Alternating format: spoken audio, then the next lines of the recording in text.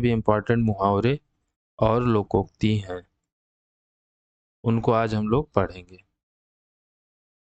जो भी आपको आ रहे हैं वो आप लोग फटाफट बताते रहिएगा। जैसे पहला है पैजम जूतम पैजार। जैसे पहला क्या है जूतम पैजार। आप लोग ये कहीं भी पढ़े हैं? अगर पढ़े हैं तो बताते। जूतम पैजार का मतलब होता है लड़ाई झगड़ा करना। लड़ाई झगड़ा करना, क्या क्या करना? लड़ाई झगड़ा। अच्छा एक बात सोचिए, जूतम का मतलब जूते से समझ लीजिए। जूतम का मतलब क्या हुआ? जूते। जूते से आप लोग क्या करते हैं? लड़ाई झगड़ा करते हैं। तो लड़ाई झगड़ा करना, यानी जूतम पैजार का मतलब हुआ लड़ाई झगड़ा करना। दूसरा जैसे पौ बारा होना।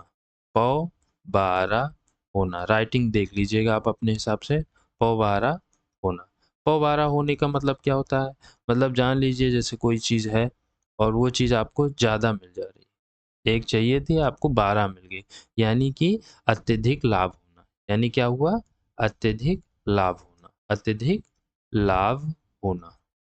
समझ गए? राइटिंग आप अपने हिसाब से देख लीजिएगा, हमारी राइटिंग इतनी अच्छी अभी नहीं है। या फिर आप ये मीनिंग ये भी समझ सकते हैं कि सब तरह की सुख सुविधाएं आपको होना। जो भी चीज़ें आप चाहिए वो सारी चीज़ें आपको मिल जा रही हैं। खुदा गंजे को नाखून ना दे। खुदा गंजे को नाखून ना दे। नाखून ना दे।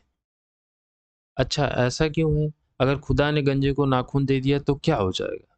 तो क्या हो जाएगा? अत्याचारी को शक्ति नहीं मिलनी चाहिए।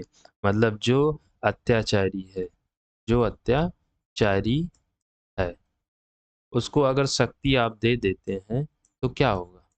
वो और गुनाह करेगा। इसलिए खुदा गंजे को नाखून ना दे। अगर गंजे को नाखून दे देगा तो वो क्या करेगा?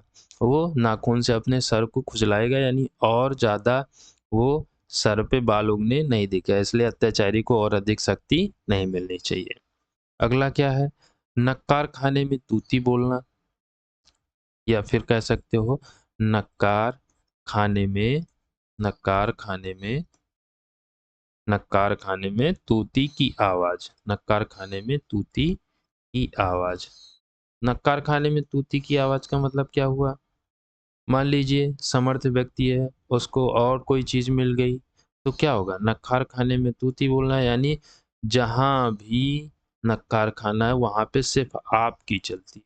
तो नक्कार खाने में तूती बोलना मतलब सिर्फ आपकी चलना, यानी जो समर्थवान व्यक्ति है उसको और अधिक शक्ति मिल जाना। जैसे समर्थवान व्यक्ति है, उसके सामने कोई असमर्थवान व्यक्ति आएगा तो क्या होगा? उसकी किल्लत ही तो होगी, यानी उसको वो परेशान ही तो करेगा। समझ गए रहे हैं? नहीं समझ रहे?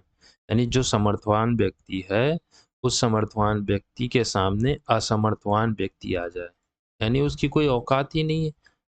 तो इसका मीनिंग क्या हुआ कि नक्कार खाने में तूती की आवाज, मतलब समर्थ व्यक्ति के सामने असमर्थ व्यक्ति।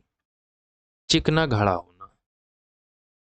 चिकना घड़ा होना। चिकना घड़ा होना क्या हो सकता है? मीनिंग किसी को पता है? जिसको पता हो बताइए। चिकना घड़ा होना मतलब निर्लज्ज हो जाना। मतलब आपके अंदर निर्लज्ज हो जाना, यानी अगर कोई घड़ा है, उस घड़े में चिकनाहट आ गई तो कोई भी चीज होगी वो फिसलती रहेगी। यानी जिसकी इज्जत नहीं है वो हर काम बार बार करता रहता, उसके अंदर कोई शर्म नहीं रह गई है। इसलिए कहा गया चिकना घड़ा होना, यानी निर्लज्ज हो जाना, उसकी कोई लज्जा खोने की चिंता ना होना। कलम तोड़ना। अब आप कलम तोड़ देंगे तो क्या होगा? कलम तोड़ना। कलम तोड़ देंगे तो क्या होगा? यानी कलम तोड़ देना मतलब होता है अच्छा लिखना। कैसा लिखना? अच्छा मान लीजिए आप कलम से लिख रहे हैं और कलम से लिखते वक्त कहते नहीं आप तुम तो कलम ही तोड़ दोगे यार, यानी इतना अच्छा लिख दोगे तुम। नेक्स्ट क्या है? अंगूठे पर मारना। किस पे मारना? अंगूठे पर मारना। अच्छा आप अंगूठे पे मारेंगे तो क्या होगा?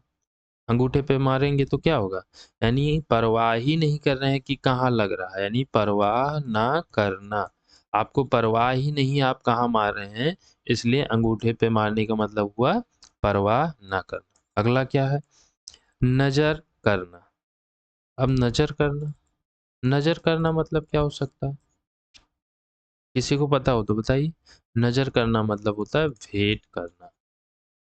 मतलब अगर आपके सामने कोई आ गया तो आप क्या करेंगे, आप उससे कहीं ना कहीं तो नजर मिलाएंगे, और नजर मिलाएंगे तो आपको मिलना पड़ेगा, यानी नजर करना मतलब भेंट करना है, किसी चीज को देना, ये भी हो सकता। खेत रहना, ये बहुत इंपॉर्टेंट है।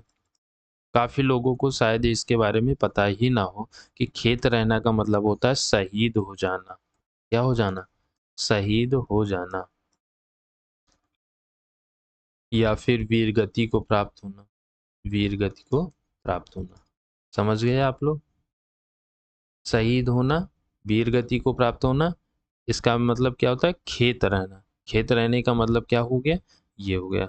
नेक्स्ट क्या है, जैसे अदृश्य शत्रु, अदृश्य शत्रु, अदृश्य शत्रु कौन हो सकता है, मतलब आपके ही, जैसे आपके ही साथ रहे, आपको पता ना चले, तो उसके लिए कौन सा अच्छा मुहावरा हो सकता है, आस्तीन का सांप, आस्तीन का सांप।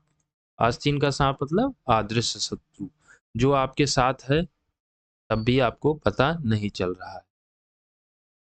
आंख का अंधा या और गांठ का पूरा, क्या, आंख का अंधा, आंख का अंधा, गांठ का पूरा, गांठ का पूरा। आंख का अंधा गांठ का पूरा का मतलब क्या हो सकता है, समझ लो एकदम मूर्ख और धनी, यानी मूर्ख धनी। अब मान लीजिए आप आंख के अंधे हैं और आपके पास बहुत पैसे, तो उसका क्या मतलब है, उसका कोई मतलब ही नहीं। यानी मूर्ख हो और धनी हो तो क्या मतलब है, कोई मतलब नहीं। आप कितने भी पैसा रख लीजिए, आपको कोई भी मूर्ख बना के आपके साथ खेल सकता है। इसलिए इसका मतलब हुआ आंख का अंधा गांठ का पूरा, यानी मूर्ख धनी। नेक्स्ट है कलेजा पसीजना, कलेजा पसीजना। अब कलेजा पसीजना का मतलब क्या हो गया, भयभीत हो जाना या दया हो जाना, तो दया उत्पन्न होना। कला पसीजना मतलब, कलेजा पसीजना मतलब भयभीत हो जाना या दया उत्पन्न होना, दया उत्पन्न होना। क्यों, जैसे गांव में सुना होगा कि यार उसको देख कर मेरा कलेजा पसीज गया, तो कलेजा कैसे पसीजा, मतलब उसके अंदर दया आ गई। कलाई खुलना, अगला क्या हो गया, कलाई, कलाई खुलना। अब कलाई खुल गई, यानी हाथों की कलाई अब खुल गई, तो अब क्या हो गया, भेद खुल, भेद खुलना। या फिर कलाई खुलना मतलब भेद खुलना नहीं होता, बल्कि क्या होता है, कलाई खुलना मतलब लड़ाई झगड़ा करना। कलाई खुलना मतलब क्या होता है, लड़ाई झगड़ा करना। और कलई खुलना मतलब क्या होता है, इसका मतलब क्या होता है, लड़ाई झगड़ा करना। कलाई खुलना मतलब लड़ाई झगड़ा, झगड़ा करना। वही कलई खुलना, कलई खुलना मतलब क्या हो गया, भेद खुल जाना। क्या खुल जाना, भेद खुल जाना, खुल जाना, मतलब आपका भेद खुल गया। समझ रहे हैं। नेक्स्ट क्या है, नई जमीन तोड़ना। क्या, नई जमीन तोड़ना, नमीन, नई जमीन तोड़ना मतलब क्या हो सकता है, अनूठा प्रयोग। इसका मतलब क्या होता है, अनूठा प्रयोग। अब नई जमीन, नई नई जमीन है आपके पास, उसको तोड़ रहे हैं, मतलब कुछ ना कुछ उस पे कर रहे हैं, एक्सपेरिमेंट कर रहे हैं, यानी तो आप क्या कर रहे हैं, प्रयोग कर रहे हैं, यूनिक कोई चीज कर रहे हैं, अनूठा प्रयोग कर रहे हैं। सोने में सुगंध, सोने में सुगंध, सोने में सुगंध कैसे आती है? पॉसिबल है सोने में सुगंध आना? नहीं आना। लेकिन इसका मतलब हुआ सुंदर कोई वस्तु है उसमें और अधिक गुण आ जाना, सुंदर वस्तु में और अधिक गुण आ जाना, और अधिक गुण आ जाना।